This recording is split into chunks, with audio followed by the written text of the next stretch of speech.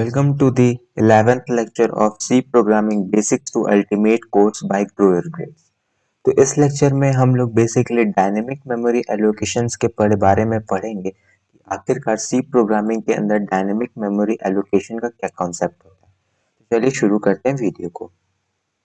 तो सबसे पहले हमारे पास क्वेश्चन आता है, what is dynamic memory allocation. Dynamic memory allocation basically allocating the memory at run time, उसको हम लोग कहते हैं dynamic memory allocation. Run time इसका मतलब क्या हुआ कि allocating the memory at run time, इसका मतलब ये हुआ कि अगर हम लोग कोई बेसिक अरे बनाते हैं, उसका जो हम लोग साइज देते हैं वो हमारा जो कंपाइल टाइम ही उसका मेमोरी एलोकेट होता है।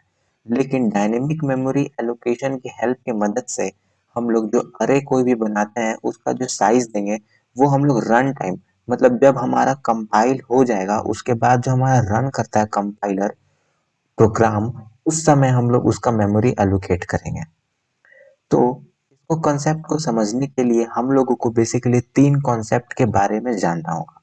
सबसे पहला स्टैक, दूसरा हीप एंड तीसरा फंक्शंस लाइफ टाइम।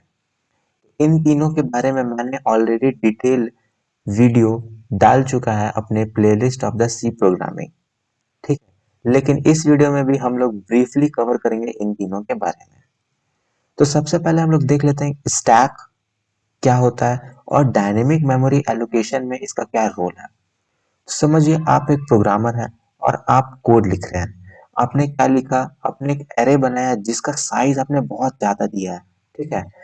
तो जो भी हमारा जो एरे, जो बेसिक एरे जो हम लोग बनाते हैं, वो हमारा कहाँ स्टोर होता है, वो हमारा स्टैक में स्टोर होता है। और स्टैक क्या होता है, स्टैक एक लिमिटेड मेमोरी होता है, ठीक है। तो अगर ये लिमिटेड मेमोरी है और हमारा एरे का साइज बहुत ज्यादा है, तो ऐसा एक टाइम आएगा जब हमारा स्टैक जो होगा वो फुल हो जाएगा, ठीक है। तो उस केस में जो हमारा प्रोग्राम है वो क्रैश कर जाएगा। तो इसको सॉल्व कैसे किया जाए, जो हम एक एरे बना रहे हैं, सपोज मैं 10 लाख लोगों को स्टोर करना चाहता हूँ, उनका डेटा स्टोर करना चाहता हूँ, या 20 लाख या 10 करोड़ लोग, तब तो उस केस में हम लोग के पास स्टैक तो नहीं काम करेगा और हमारा जो कोड है वो क्रैश कर जाएगा। उसमें हमारा क्या कॉन्सेप्ट आता है, उसमें हमारे पास कॉन्सेप्ट आता है हीप का। हीप बेसिकली एक बहुत लार्ज मेमोरी होता है, ठीक है। तो वो स्टोर द बहुत बड़ा अरे अरे ये सब को हम लोग स्टोर करने के लिए यूज कर सकते हैं हीप को।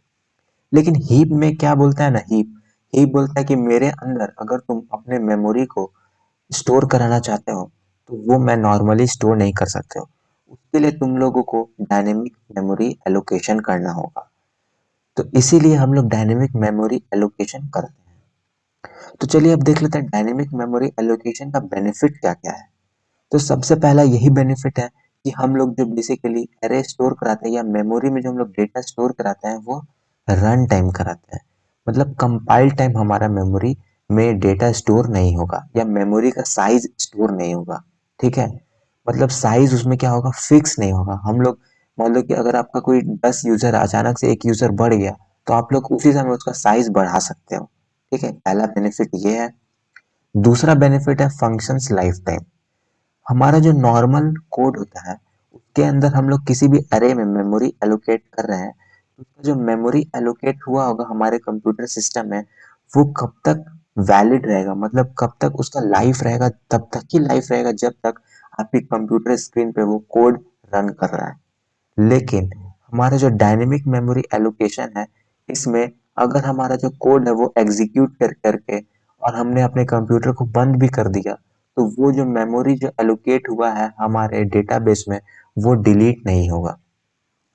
तो हम लोग उसको आखिरकार डिलीट कैसे कर सकते हैं, तो वो हम लोगों को मैन्युअली डिलीट करना पड़ता है। डिलीट करने का यहाँ पे हम लोग और टेक्निकल टर्म में बोल सकते हैं डी एलोकेट करना। एलोकेट करना मतलब होता है मेमोरी असाइन करना, डी एलोकेट मतलब होता है मेमोरी से उसको डिलीट कर देना। तो उसको डिलीट करने के लिए हमारे पास एक फंक्शन होता है फ्री फंक्शन, जो हम लोग अभी पढ़ेंगे। फ्री फंक्शन के मदद से हम लोग अपने डायनेमिक मेमोरी जो हम लोगों ने एलोकेट किया है उसको डी एलोकेट करते हैं। तो डायनेमिक मेमोरी एलोकेशन में हम लोग को बेसिकली 4 टाइप्स ऑफ फंक्शन मिलता है, जिसके मदद से हम लोग प्रोग्राम को या फिर किसी भी मेमोरी को एलोकेट या डी एलोकेट करते हैं। तो सबसे पहला होता है हमारे पास malloc फंक्शन, उसके बाद होता है calloc function, realloc function and free function. तो ये चारों जो फंक्शन होता है ये हमारा हेडर फाइल stdlib.h में प्रेजेंट होता है। तो चलिए सबसे पहले हम लोग malloc फंक्शन के बारे में पढ़ लेते हैं, आखिरकार malloc फंक्शन का सिंटेक्स क्या होता है और ये काम कैसे करता है। तो यहाँ पर सबसे पहले आप देख सकते हैं मैंने इस malloc फंक्शन का सिंटेक्स लिखा है। तो यहाँ पर ptr नाम का मैंने एक इंटीजर पॉइंटर बनाया है और malloc फंक्शन को उसको असाइन कर दिया है। तो यहाँ पर malloc फंक्शन जो बनाया गया है वो बेसिकली टू थिंग्स लेता है। सबसे पहला बाइट साइज मतलब होता है कितना मेमोरी आप एलोकेट करवाना चाहते हो। दूसरा होता है कास्ट टाइप। कास्ट टाइप में हम लोग अभी थोड़ी देर में आते हैं। सबसे पहले हम लोग समझ लेते हैं बाइट साइज का मतलब क्या होता है।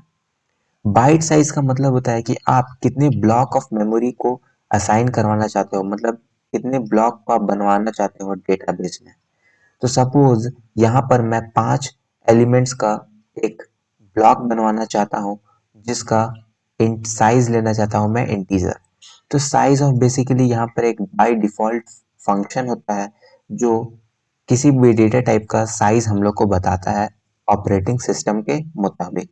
अगर आपका 64 बिट ऑपरेटिंग सिस्टम है तब इंटीजर का साइज आपके में 4 बाइट होगा, लेकिन अगर आपका 34 बिट ऑपरेटिंग सिस्टम है तब आपके में 32 बिट ऑपरेटिंग सिस्टम है तब ये आप में 2 बाइट ऑफ मेमोरी बताएगा। तो अगर मैं 64 bit of operating system consider करूं तो यहाँ पर मुझे साइज ऑफ इंट 4 बाइट बताएगा। तो 5 इंटू 4 यानी कि 20 बाइट ऑफ मेमोरी मेरा एलोकेट हो जाएगा फ्रॉम पोजीशन 0 टू 5। ठीक है, 0 टू बेसिकली यहाँ पे 2 के बाद 3 होगा, 3 के बाद 4 होगा, 0 टू 4। ऑलराइट, तो यहाँ पर मैंने क्या किया, मैलॉक फंक्शन के मदद से एक 20 बाइट का एक मेमोरी मैंने बना लिया।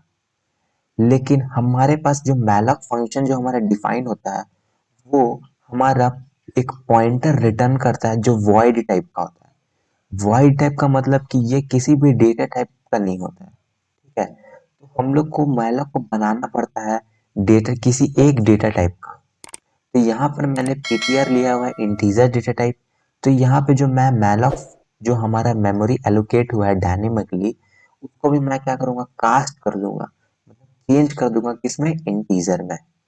अगेन इंटीजर में मैं मैलॉक को क्यों चेंज कर रहा हूँ, क्योंकि जो मैंने पॉइंटर लिया है वो भी इंटीजर टाइप का लिया है, मतलब इंटीजर डेटा को ये पॉइंट कर रहा है।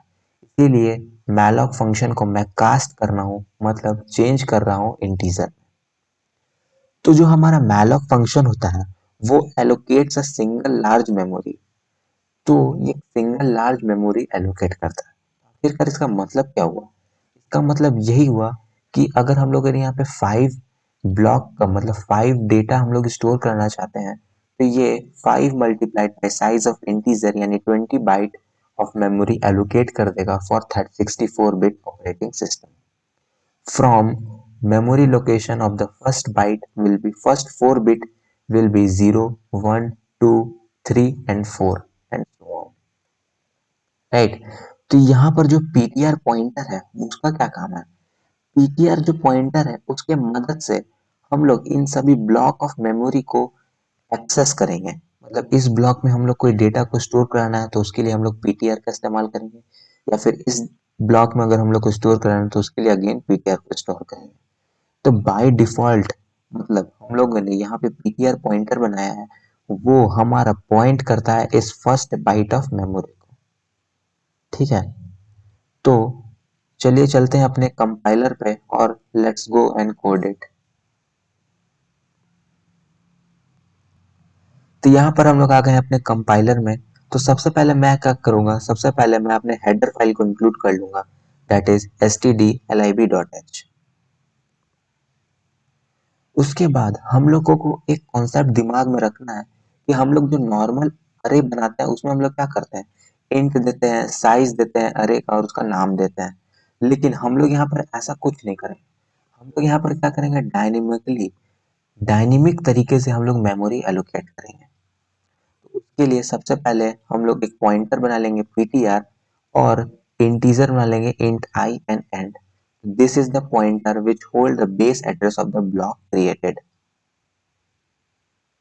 तो यहाँ पर हम लोगों ने पढ़ा था जो ptr पॉइंटर है वो पॉइंट करता है फर्स्ट ब्लॉक को। तो यहाँ पर भी ये पॉइंटर जो ptr है वो फर्स्ट ब्लॉक ऑफ मेमोरी को एलोकेट कर रहा है, मतलब उसको पॉइंट कर रहा है। अब उसके बाद हम लोग क्या करेंगे, n का वैल्यू दे देंगे 5, मतलब 5 मैं डेटा स्टोर कराना चाहता हूँ। उसके बाद लिखूंगा यूजर से enter the number of elements. ठीक है, तो यहाँ पर मैंने यूजर से क्या ले लिया है, डायनेमिक तरीके से मेमोरी एलोकेट कर लिया है और यूजर से 5 जो डेटा है वो मैंने ले लिया है। तो डायनेमिक तरीके से मैंने लिया है, तो यहाँ पर आप देख सकते हैं मैंने मैलॉक का इस्तेमाल किया है। ठीक है, और मैलॉक के अंदर बाइट साइज के अंदर मैंने n multiplied by size of integer किया है और मैलॉक को कास्ट कर दिया इंटीजर टाइप में, क्योंकि जो हमारा ptr पॉइंटर है वो भी इंटीजर टाइप का है। देन मैंने यहाँ पर क्या किया है कि सबसे पहले मैंने चेक कर लिया है क्या आखिरकार मेरा मेमोरी एलोकेट हुआ भी है कि नहीं, क्या मेरा ptr नल है। अगर ptr मेरा नल हुआ तो मैं प्रिंट कर दूंगा मेमोरी नॉट एलोकेटेड और मैं इस कंपाइलर से टर्मिनेट मतलब एग्जिट कर दूंगा।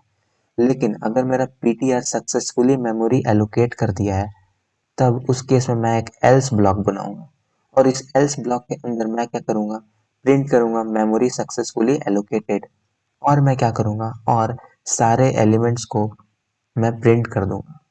तो सबसे पहले मैं यहाँ क्या कर रहा हूँ, एलिमेंट्स को गेट कर रहा हूँ, मतलब यूजर से ले रहा हूँ।